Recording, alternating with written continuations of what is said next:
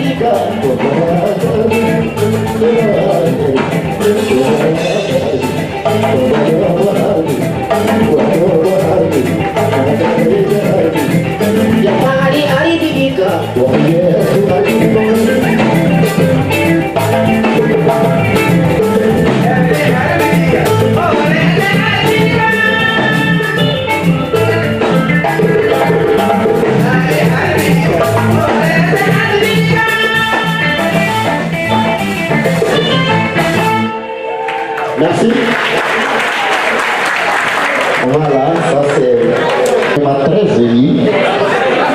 Mais je ne saurais terminer quand même sans donner un bonsoir à notre parrain qui n'a aménagé aucun effort pour la réussite de cette soirée. Applaudissez pour M. Pépinet et sa délégation, représenté par son chef de cabinet Karim Sissé. Et notre marraine, elle c'est la marraine, mais c'est aussi ma sœur, Ami Arbi Sissé, applaudissez pour elle. Applaudissez pour notre parrain d'honneur, Bokar Bokoum. Et applaudissez pour Zouz aussi. Je vais revenir après, parce qu'il y a des personnalités qui se sont déplacées uniquement pour venir voir Tchale. Donc il faut dire bien. Non, voilà, non. Je voulais, mais avant de commencer, ce soir, ça a été une chance pour Tchale Arbi de recevoir ici sur cette scène le monsieur qui a fabriqué Tchale Arbi, le monsieur qui compose pour Tchale Arbi. Je suis ici à Bamako, il est à Tombouctou, mais c'est lui qui fait toute la musique de Tchale Arbi. Je vous demande d'applaudir M. Doudou Traoré. S'il vous plaît, c'est l'ensemble. C'est lui qui fait toutes les compositions de Tchale Arbi. Il est venu hier soir pour la nuit de la paix. Il a considéré avec la soirée de Tchale Arbi. Sinon, toutes les compositions viennent de Tombouctou. Et ça grâce à lui. Voilà. Merci beaucoup. Okay. Voilà. Il y a notre entraîneur de gars aussi.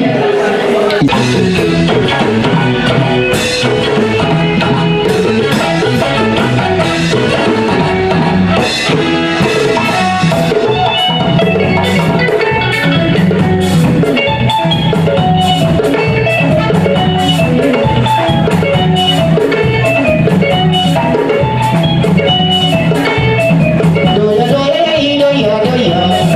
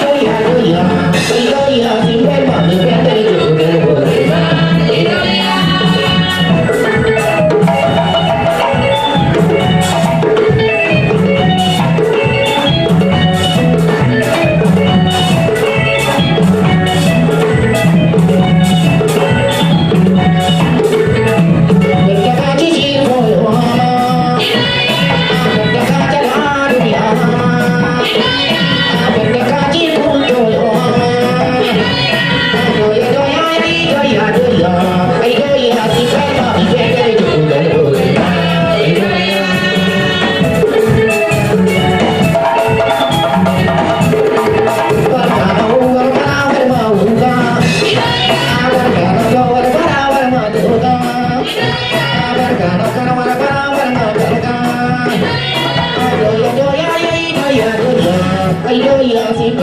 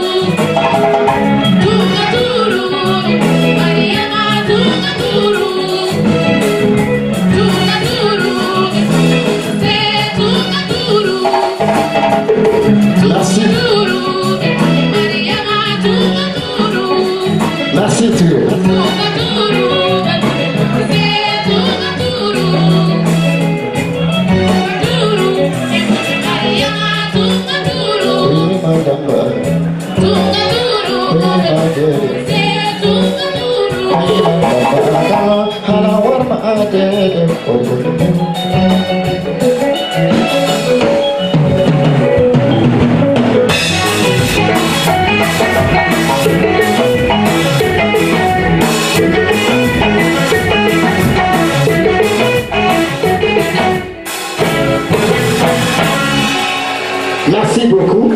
Voilà, monsieur Douna, c'est à votre honneur. Vous êtes là, il faut que nous rendions hommage à notre frère Ibrahim Amadiko.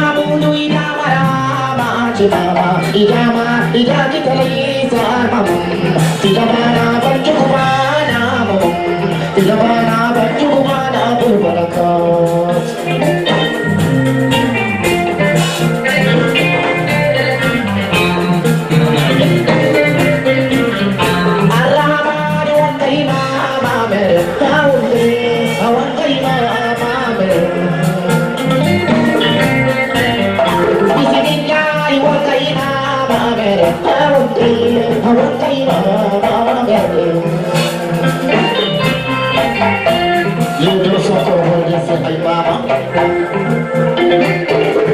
kata siragaram del barka sagi rakatine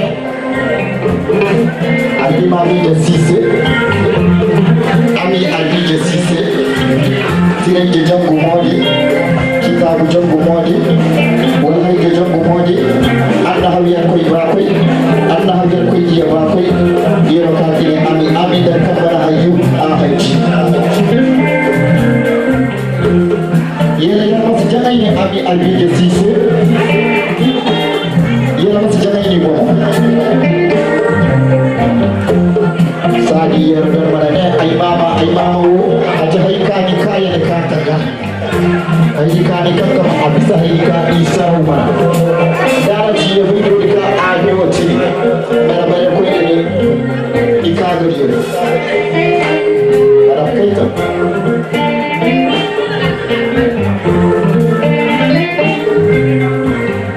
ay kali ama ci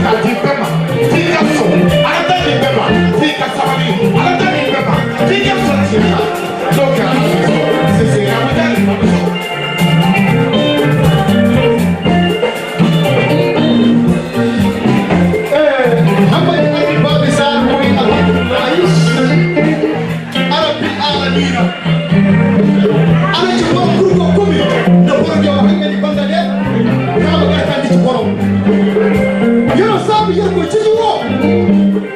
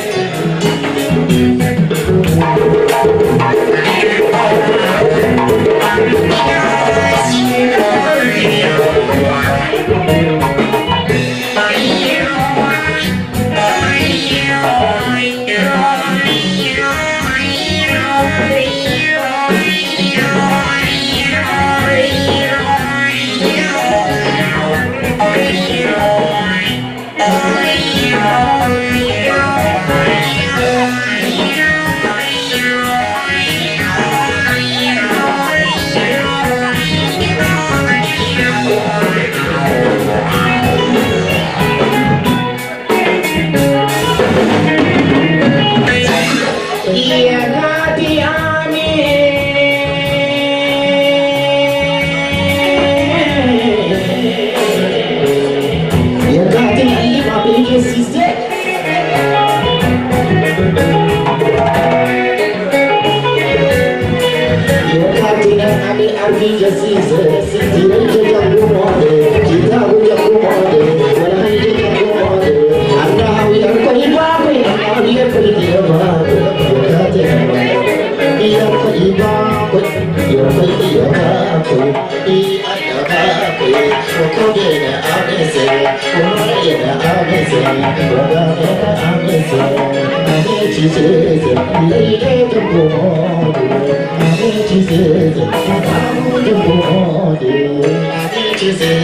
What